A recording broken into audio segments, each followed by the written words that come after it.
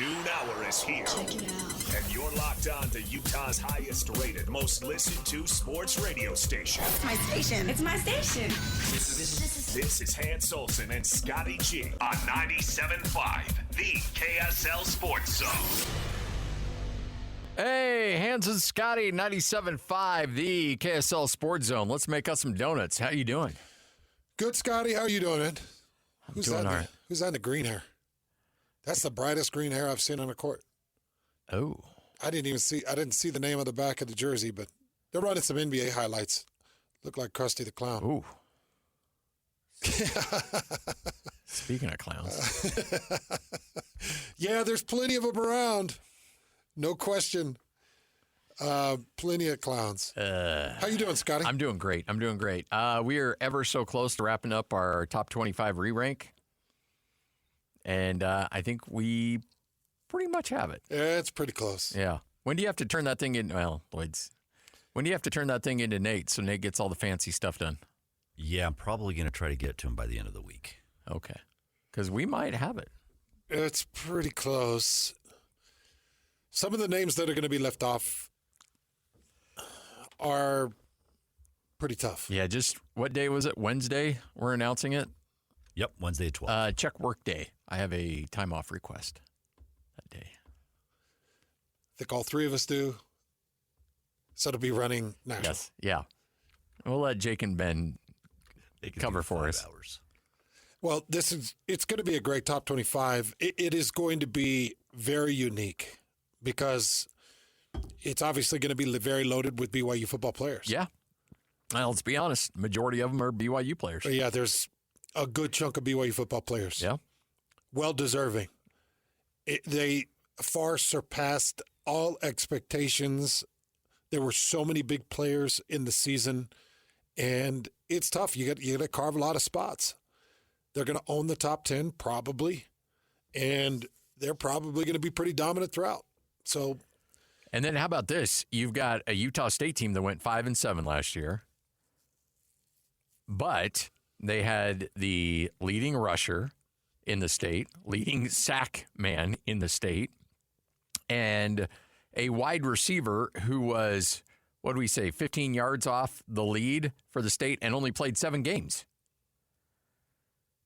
Am I missing anybody? Yeah, leading rusher. Oh, yeah, I think I said, did I say leading rusher? Did you say rusher? Rusher, sacker, and almost leading receiver. And tackler. And tackler, yes. There you go, and tackler. 117 tackles by Jordan Vincent. Correct. So you've got some crazy statistical leaders in Logan with a team that didn't necessarily perform well in terms of wins and losses. I think there was one more. Was there an interception leader? I don't think so on the interceptions. Maybe not. I think 3 interceptions led the state this year, and I think there were 2 tied. Sacks. Did I say sacks already? I think you did. All right. Let's see. 3 interceptions. I think 3 interceptions led it. And what we did come to find out was they pretty much had the leader in every major statistical category. So you just had one guy that was like really dominant, stand out in each of their positions. Yeah. That we had to carve out a spot for. A couple of the numbers that really jumped out to me, Jack Kelly with 14 QB hurries is something that really jumped out to me when I was running the studies on it. Such an insane number. 14 QB hurries. The next closest I could find on QB hurries was Batty with 8. And, when you get into the Utah players, like Logan Fano had 4. Gilman had 1. Fillinger had 1. Corinne Reed had 1. Barton had 1. And, you look at some of the QB just putting pressure on the quarterbacks, and BYU had some really big numbers. Their sack numbers were not incredible. The highest sack total came from Jack Kelly with 5 sacks. Yeah. Off BYU's entire roster. As good as Tyler Batty was, he only ended up with 1.5 sacks. Crazy thing is, he had more interceptions than he had sacks. 2 INTs, 1.5 sacks. All right, so as a defensive guy that played, that position, DN or D tackle in college, you may not be racking up the sacks, but you got 14 quarterback hurries, which isn't a sack, but more often than not throws off the offense to the point where it's going to force an incomplete. And if that's a third down, you're getting off the field. So it's not quite a sack, but boy, it can be pretty damaging to an offense. Doesn't it have to be an incompletion to count as a QBH? You know what? Is that mistaken? I don't know. I thought it had to be an incompletion. Oh, I thought it. Okay, that's a good question. I thought it had to detour the completion, but I could be off on that. I don't know. I hadn't heard that before, but that makes sense. If a guy hits a quarterback and hurries the quarterback, but yet he still completes the pass. I don't think there should be a registered stat for that, but maybe there still is. It's a good question. Who's a stat nerd out there? Get what's your guy's name that's up in the booth with you? Yeah. Soblaski. Yeah. Would he know? I think probably. I'll text him because he probably would. He might let out a squeal when he sees you calling him. I would love. I would love to figure that one out. But the pass breakups, you had Jacob Robinson with 5 pass breakups.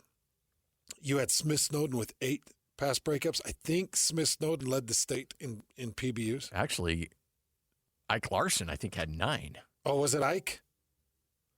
Lloyd? Yes, you're right. Because Lloyd was making Ike's the 9 got 9. joke in there. Ike led the state in PBUs. So that's the tough part. You've got a lot of guys that have got some strong individual numbers, but then there's other guys that may be on the outside looking in that didn't do everything else. May have had one good category, but that was about it. So that's what we're trying to siphon through and figure out who needs to be on that list. And yes, this is us. This is the 3 of us, mostly Lloyd, but this is the 3 of us ranking these. But Lloyd is taking all the... Yeah, but Lloyd will be your point man for all the complaints. If you like the top 25, Scotty and I would like some of that. No, that's not how it works. I take the blame and I take the credit as well. Oh, man. I'm just telling you, there's a couple Maybe guys. we shouldn't do it this year. There's a couple You sure guys you guys being left wanna off do the it? list. Yes, I think we should do it, but I'm really wondering what we need to be doing for 60 and 60. That's the one I'm stressing. Well, we need to just completely reboot and figure out if maybe we don't do 60, maybe we do 30, because with all the transfer portal guys and the misses that we've had, and it's so hard to. It's so hard. I'm still going to leave you open if you dwindle it. You're still going to leave you open for misses. There might be a couple of top 25 guys in the re-rank that didn't see the board. Yep. Might even be one that's really high. That may be really high. Truth is, because we run this by some coaches, they're the ones that are missing. That guy had 3 tackles. He didn't do anything. No, it was on nobody's radar. No, nobody's radar. No. And you're right, Lloyd. The coaching staff could have been like, no, this guy's going to be great. This guy's going to be great. You need him on there. We didn't hear that about him. No, not enough to make any type of significant change. But the top 25 is going to be fun, and it's also going to set us up for the start of the football season next year. We'll circle the guys that are coming back, and just most of the guys on BYU side of thing are coming back. Yeah. And by the way, it's a large chunk. So that's 2 weeks from today, right? That we make that announcement. And we're going to knock it out all in one show. All right. Yep, it'll be one of those a 1 o'clock, 2 o'clock hour thing. Well, we now put a couple days of work into it, and that's what sucks is you put work into it, and then everybody drills holes through it. And then and you get all upset about the criticism, and you're like, well, actually, they may have a point. Yeah, there's been points made before. Yeah, not that I'll admit to. I know, not publicly, but we're not going to do that. But well, look, Hans and I, if there's one thing, we're stubborn, and so even if we think you're right, we're not going to concede that you're right. No, we'll figure out a way around it. Yeah, for sure. All right, Hans and Scotty, 97.5, the KSL Sports Zone. A lot to talk about. Kurt Heelan's going to join us coming up at 1:05, our weekly conversation with him. Cole Bagley will join us at 2:05, talking a little Utah Hockey Club. But we got a little college hoops to break down. BYU with an impressive victory in overtime against Baylor. It's all right here on 97.5, the KSL Sports Zone. This is Hans and Scotty G. Let's go. The lineup is set, and it's time to kick off the show with the biggest topic of the day. This is the starting lineup on 97.5, the KSL Sports Zone.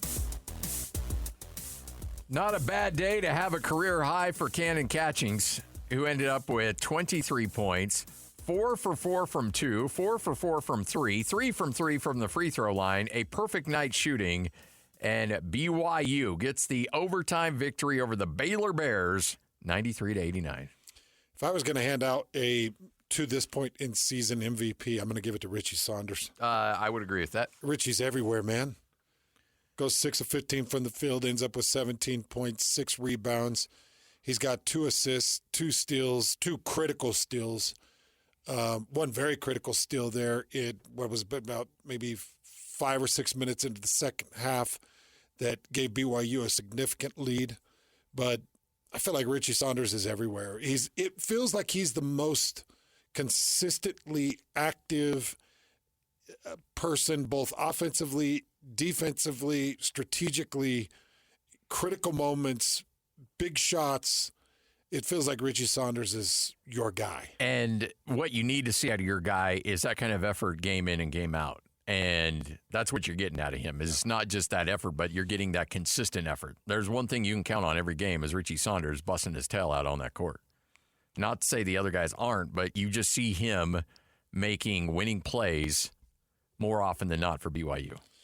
The other thing that's pretty cool with what BYU's doing right now in recruiting, whether it's finding the number 1 recruit in the country that's signed with BYU will be there for the 25-26 season, or it's Yegor Damon, who is on the court doing big things. Scotty, there were 32 NBA personnel at the Marriott Center last night watching this BYU Baylor game. Some of them were for VJ Edgecombe. Some of them were probably there for 2 or 3 other guys, but really it's Yegor Damon and it's VJ Edgecombe. And boy, that guy put on a show too. He did. He was good. VJ's very good, and I thought it was a great game. Going to overtime, get a little bit extra basketball in a game like that. I never hate that. Nope. And Baylor had to scrap and claw just to get themselves to overtime. Dallin Hall actually hit a deep 3, but I mean, you're probably 1/8 of a second elapsed on the shot clock. He's so close. He was deep too. Probably about 12 feet behind the 3-point line as regulation expired, and he fired that shot, and it sank. That would have been a great game winner. It would have been. It would have been good for Dallin too. Dallin's had. I mean, I don't think Dallin's been bad this year, but I think he's had a hard time finding his role on this team. Dallin hasn't been bad. I think Dallin is. He's everything that you need him to be. He's just a hustler, grinder, and still can hit some big shots. He hit a big 3 in the beginning parts of the overtime that set the tone that was really needed. So I like what he's doing. There's been a lot of people that are mumbling and rumbling about Cannon Catchings not playing at the end of regulation or through overtime. And I guess you could make an argument for it, but it's hard to make the argument when you beat them 93-89 and you get the overtime win. It's hard for anybody to say, well, Catching should have been on the court. Well, you figured it out. You figured out how to do it. And I don't know if we have the audio on that, but it was interesting because you heard Kevin Young afterwards, after the game, say, look, I wanted experience out on the court. In that kind of moment, we needed experience on the court. And then he goes and then he ended with the line, he goes, and it worked. Yeah. It's like, hey, you can question it all you want, but at the end of the day, do we have a W? Yes. Okay, then shut your mouth, because I went with experience and it paid off for me. And you wonder if at the end of the second half, if Catching's on the court at a 4-4 mark from 3, an 8-8 mark from the field, if he knocks down a little bit more consistently and you missed an opportunity to let that kid grow as a component that gets wins. Yeah. It would have been nice to see, okay, he's 8-8, 4 from 3, hasn't missed from the free throw line. Is he clutch? I would have liked to see, is he clutch? Find out, yeah. But do you risk a loss to Baylor in an effort to find clutchness off a young guy? I think if BYU was 6-2 or, only had 2 losses in Big 12 play, that might happen. But I do think that Kevin Young's like, man, we're 4-4 right now, and we got to find a way to get over 500. Mm-hmm. I need to go with what makes me feel comfortable out there on the court right now. Now's not the time to be experimenting. Yeah, because what's he judged by? He's not judged by development. Now, development's going to help him win, but ultimately he's about, he's being judged by wins and losses right now. And so I don't hate it at all. Well, there's going to be now, had they lost, we might have a different tone. But he won, and so he earned the right to be able to puff out his chest a bit afterwards. There's going to be some detractors that are saying, okay, then why did you have Jaeger Damon on the court? Well, Jaeger is a big-time recruit. You've paid him a lot of money. And I don't know what you've paid Cannon. And Jaeger's played professionally kind of in Europe in those against professional players, and his experience level is a little bit different than Cannon. Mm-hmm. At least that's what it would appear. Yeah. And maybe I'm wrong on that, but I don't think so. Well, the other thing is, when you've got Damon on the court that you've got one of the best passers in the college game. Yeah. That has incredible vision. That's going to set up the other guys that you've got. I think you feel comfortable and confident in all of his passing situations and his passing ability. The basketball IQ part of his game, I don't question for a second. And that's what's going to get him drafted at a high level, that and his measurables. His shooting, not necessarily, although, solid. But you feel there's certain point guards, when they come out on the court, you're like, okay, everything's going to be okay. And that's the way you get with Jaeger. One thing that we saw was Keba Keita getting quite a few more minutes, and I don't know if it was a matchup thing. I'm sure it was a matchup thing instead of rolling with Foose as much as you've rolled with Foose, because he's such a dominant force down low and giving it a little bit to Keba. But that was another pretty obvious change, at least a little bit of movement. And BYU finds a way to get their 5th conference win and moves to 5-4. As Scotty mentioned, just above 500. Baylor has matched them now at 5-4. BYU sit 14-6 on the season. Baylor at 13-7, and you're just finding a way to exist in a Big 12 conference that's difficult, and with a new coach and a new roster, like a lot of teams are dealing with. I understand that, but you feel like they're at least starting to catch their stride a little bit now. Getting pushed to overtime in the sanctity of the Marriott, which that place is crazy. Yeah. We love our college basketball here in Utah, don't we? We do. When our teams are good, we're all about it. Yeah, that place was rocking. At Utah State's at UNLV tonight, that's a near sellout if it's not sold out already. Like, you can tell, like, for football at Utah, they go 5-7. They're still packing that stadium. Mm-hmm. BYU may, in a year they may struggle in football. They're still, for the most part, going to pack that stadium. Basketball is a little bit more, where fans get a little bit more, are we winning? Yes, let's go to the game. If not, okay, let's stay home. But when they're winning, hell yeah. I mean, that Utah-BYU game in the Huntsman Center was crazy electric. And then they're not playing BYU and they're losing, and it kind of comes back down to earth a little bit. But BYU, when they're winning, that place is just electric to watch. Utah State, electric to be part of that atmosphere. And if Utah got it cooking at a high level, Huntsman Center would be right back into it in a second. And, there were a lot of people there at that game that had a lot to cheer for last night. I don't even want to bring it up. No, I don't even care. It's like I've said it. I said it yesterday. It's just not worth the squeeze. The juice is not worth the squeeze on that guy. He's a puke. Yeah. I don't understand it because he's not acting now. He's not fighting now. Everybody always is like, well, he's going to fight. He's going to fight. And it's like, well, even if he does come back and fight, he's going to lose if it's a legitimate fight. Yeah. Because he's no longer got the tiger's eye. He doesn't have that killer instinct anymore.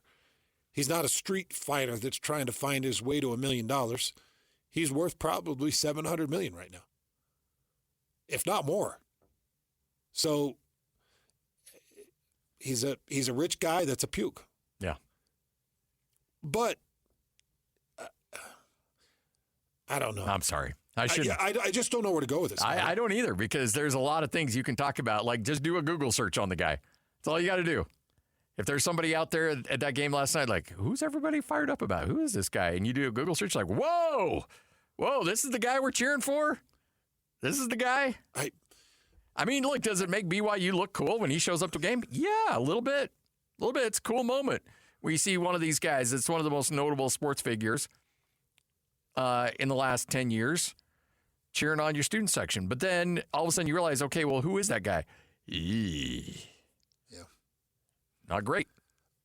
I struggle with this one. So again, I can go both ways on it. Because I do love forgiveness. I do too. I do. And I like to overlook people's flaws, and because you've had some, I've had some, like we've all got them. We've all got them. Yep. We've We all all have a made story. stupid decisions, but admitting to putting chemicals up your nose and doing terrible things to women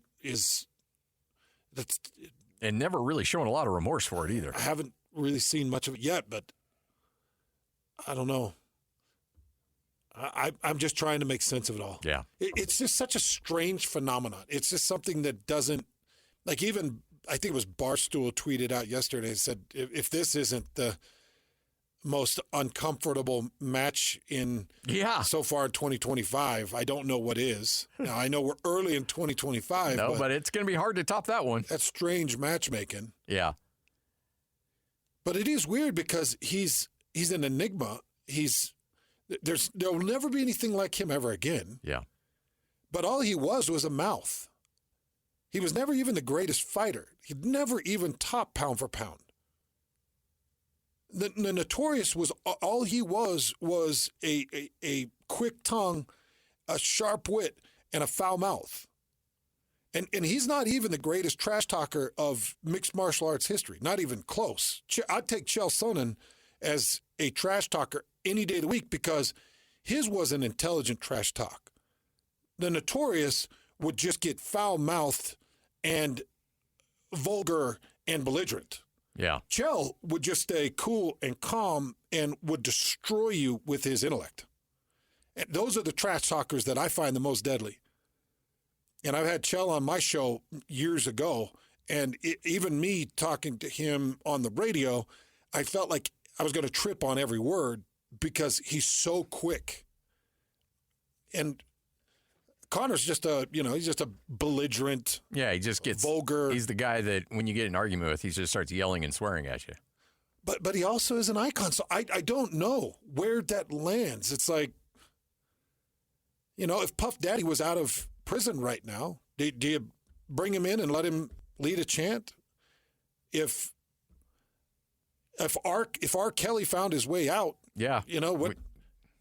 I don't know, because If R. Kelly wants to do a Christmas special on BYU TV, do they open up their arms and say, yes, come here? I don't know, Let's do this. because he is famous. He is famous. But we do tend to overlook things on fame. Yeah. And I know that the Michael Jackson thing, I know that it was very fluid, and you got these specials, and that crazy documentary, it was wild. But if Michael Jackson were alive and walked into this room right now, we probably pull up a chair and put a mic in front of him and say, "What's it like being Michael Jackson?" Yeah.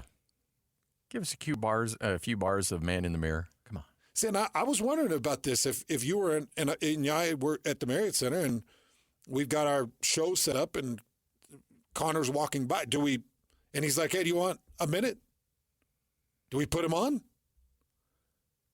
Do we take a selfie with him? Do we tweet it? Or because you got to reflect inward. Yeah. You have to. You don't want to be the hypocrite, and so you got to look inward. And it's like, geez, I'm still fascinated by that guy. Oh, yeah. Yeah. Like, But I'm also disgusted. Yeah. A guy wouldn't take it was like a 70-year-old guy wouldn't take a shot of his liquor in a bar in Ireland. They beat him up. And he beat him up. A 70-year-old geriatric guy in a bar. Would not take a shot of his liquor, so he beat him up. He got wind that a bus full of people that did something to one of his teammates was going to be pulling into an underground, he grabbed a dolly and threw it through a window, smashed glass down on women, and it caused damage. Yeah. I do know there were people down at BYU that were not quite sure how to handle it. I have to imagine. Because this was not a BYU. BYU didn't say, hey, get Connor McGregor on the line. Let's get him down here to the game. It was a sponsorship element that, the sponsors that are sponsoring him brought him to the game as he was a guest of theirs, which is well within their rights. I was talking to Jake Hatch. Jake said at no point was he ever on the Jumbotron at BYU. Like, BYU wasn't going down and being like, hey, look who's here. Although I can't imagine what those BYU TV guys were throwing a live mic on Connor McGregor on BYU TV. Talk about taking your life in your own hands. Holy smokes. Okay, but I'm not going to be a hypocrite. If you and I were standing there and Connor was there. Yeah, we'd put him on. We'd put him on. If he was willing to, we'd put him on. And it's the weirdest line to walk. Heck, we put the guy from what was it? Not Goodfellas. What was he from? From The Sopranos. The Sopranos. You were gone. Yeah, you were gone, and we immediately it was the pizza guy? While it was a fun interview. It was one of the funnest, most uncomfortable conversations I've ever had on the radio. It was awesome because this guy had been in so many shows that I absolutely love. And so I was like, Chris Farley, remember that one time you were in The Sopranos? That was awesome. And he loved talking about all of it. But then he got loose, and I could hear Lloyd just clenching in the back here in the studio. So just to shake this down, because I Scotty and I were even hesitant to even talk about it because it's such a conflict for me because I don't want to act like I'm not fascinated by the man because I am. Same. There's nothing like him. But I also don't want to sit here and blink over some of the heavy accusations and some of the admittance and some of the things that he's done, some of the things that are on camera. And you're like, okay, well, what's the line to walk? Well, when it all shakes out, Scotty. Yeah. What are we here to do? We're here to entertain. Yeah. That's what Spence was there to do with BYU TV. Yep. He's there to entertain. Yep. And every once in a while, when you stick your neck out to entertain, you get bit. And you get bit bad. Remember when we tried to entertain everybody by bringing in some guys from the ticket? Yeah. We got bit. Hard. Yeah, it was not good. Was not fun. And we learned our lesson. But was it entertaining? Yeah, it was very entertaining. It was wildly entertaining. Yeah. But they had us set up. Yeah, we walked into that buzzsaw. And so that's where I stand on that. So what did we do? We had him on again. We did it twice. Yeah, because it was entertaining. And what would we probably do is probably put Connor on the mic. Yeah. But, there are people sending out selfies with him, and I'm like, I don't know, man. Like, okay, it's fine if you're going to preach the gospel, and then you're thereby and accuse this, that, and the other. It's like, where's the line? Well, and the other thing too is the line. Like, for example, like I love watching Tiger Woods play golf. I'm watching this, essentially arcade game that he's playing now. This glorified, arcade situation that he's set up because he can't walk 18 holes. I love watching Tiger Woods swing a golf club. Now, is Tiger Woods a good human being and a good husband and good father? Not great. Track record's not great. He might be good now, but there's some stuff there. But here's the thing. Did he break any laws? As far as my knowledge, no. And so my line is like, I'm still going to cheer for Tiger Woods, and I'm still going to be a Tiger Woods fan. But yet Connor McGregor, it's easy for me to get on a soapbox and say, blah, blah, he's done this and this and this, when in reality, I'd do the same thing. I would bring him on the air, and I'd want to interview him because that's good for – it's a good pub. It's a good interview. Well, and also – So I'm not – by the way, I'm not throwing anybody under the bus here because I don't know how I would respond in that situation. And I'm not either. I hope everybody out there that's listening, I hope everybody knows I'm not either because I'm pretty sure I'd throw them on. Yeah. Because the bottom line is, okay, you want to get to the bottom line of the church. Well, the church sits there and it preaches forgiveness and acceptance. And it's like, okay, well, forgive and accept. And well, it's like, well, who did you forgive and accept? And have they stopped what they're doing? Because what if a headline comes out here in 2 weeks, Connor McGregor, DUI, killed 2 people in a head-on. And you're like, I'm going to delete that profile picture because he didn't learn that you can't drive drunk. Yeah. It's such a... So that just brings us back to the center of the conversation. That's why you have him in your arena. That's why you have him on your camera. That's why you have him at your game, because that became the national story. Now, everybody is like, oh, BYU Baylor, holy cow, Connor McGregor's there. Oh, BYU got the OT win, if they stay that long. Yeah. And it might be worth the squeeze. 12:36, Hans and Scotty. This is 97.5, the KSL Sports Zone. This is DJ and PK.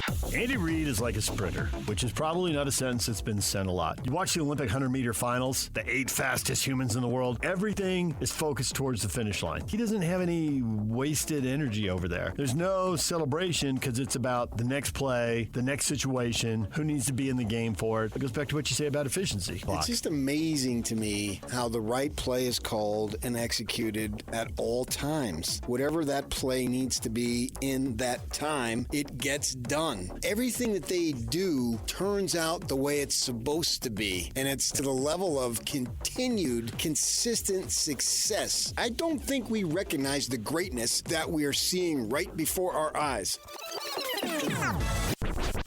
Catch DJ and PK mornings from 6 to 10 on 97.5, the KSL Sports Zone. Number one. Miss any part of the show? Every moment of every show is available in podcast form by searching Hans and Scotty on your favorite podcasting platform or online at KSLSports.com. This is Hans Olsen and Scotty G on 97.5, the KSL Sports Zone.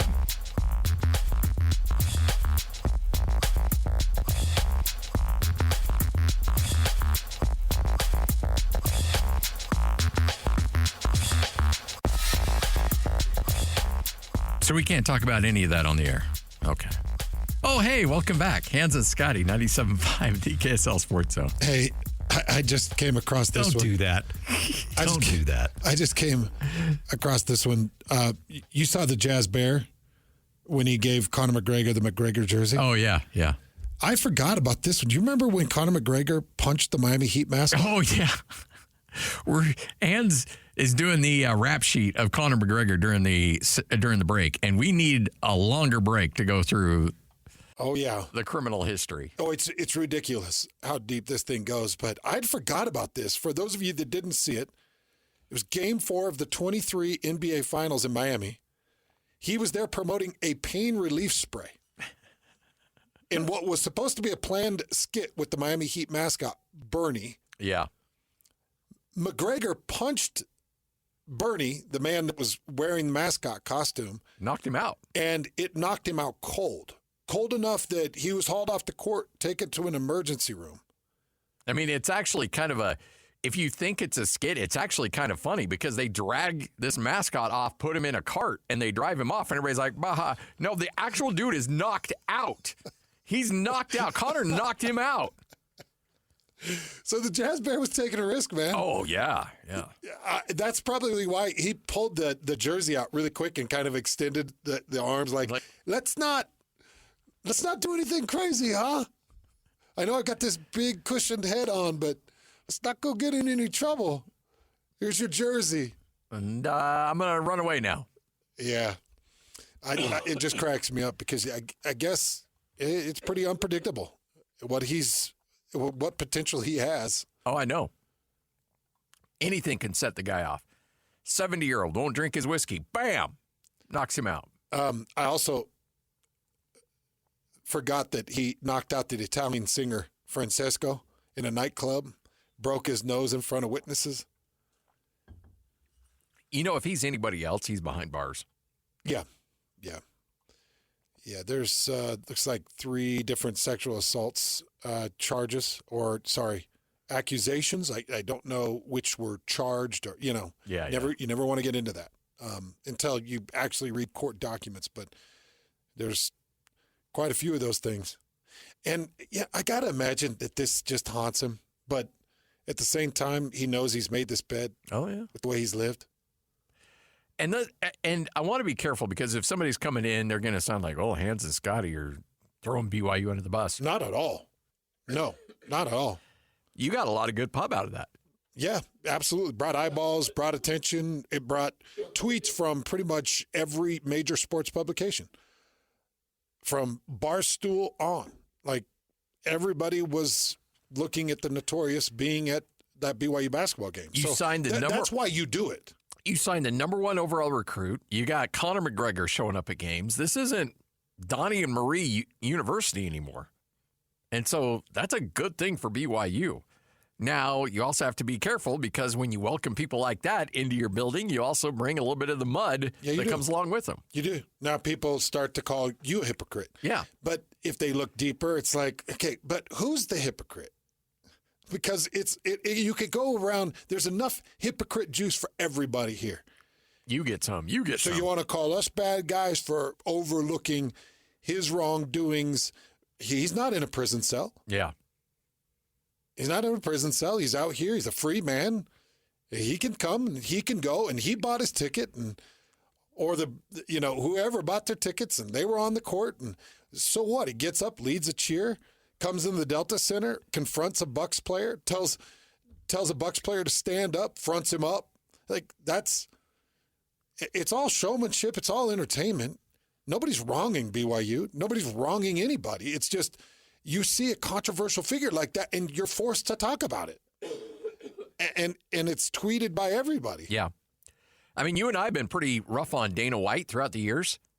But when Dana White's here in Salt Lake City and he's willing to put on a headset, we talk to him. Dana White was on camera smacking his wife around. Yeah. At a restaurant. And what'd we do? We put him on the air. And I can't remember if that was pre or post. I think it was actually post. I think it was post. It was post. But would we have done anything different? Probably not. If he's here for a press conference promoting an MMA event in Salt Lake City and we have a chance to put him on the air, we're probably going to put him on the air. So I hope nobody thinks that that's what we're doing. No. It's just you have to address the McGregor in the room. Yeah. Right?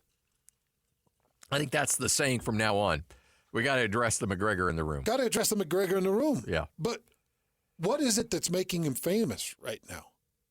Why is it just what he's done in the past? And what has he even done in the past? He held the belt for a minute. Yeah. Put together a gimmicky fight against Floyd Mayweather. Sold a liquor company. He's just one of the best self-promoters in sports history. There's a reason he's called the Notorious, and that's because he can do whatever he wants, and he gets away with it. Yeah. Yeah.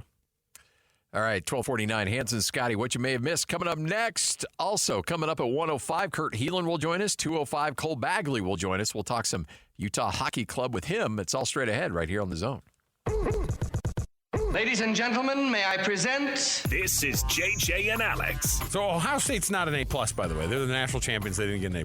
Don't you just automatically give an A+ to the team that wins the national championship? You know, it's funny. You talked about grading on a curve, and you talk about that kid in the classroom that didn't take it very serious, but still ended up getting 100% on the test. Yeah. But you know they were even better than that. Ohio State fans wanted Ryan Day fired a month ago, and I'm supposed to sit here and say that they deserve an A? They won the national championship, and you can say they underachieved this year. You are speaking insane right now. Once they actually had to get serious, they absolutely crushed everybody in the playoffs. You won the national championship. Why did that team not play like that against Michigan? So you don't give them an A+ because they lost? No! Because they don't deserve it. They didn't earn it. National champion. Yeah, but I expected more out of you. What do you mean expected more out of them? 14 and what? What did Michigan do last year? You are the guy who Michigan went 15-0 last year. Catch JJ and Alex afternoons from 3 to 6. Presented by G2G Bars on 97.5, the KSL Sports Zone.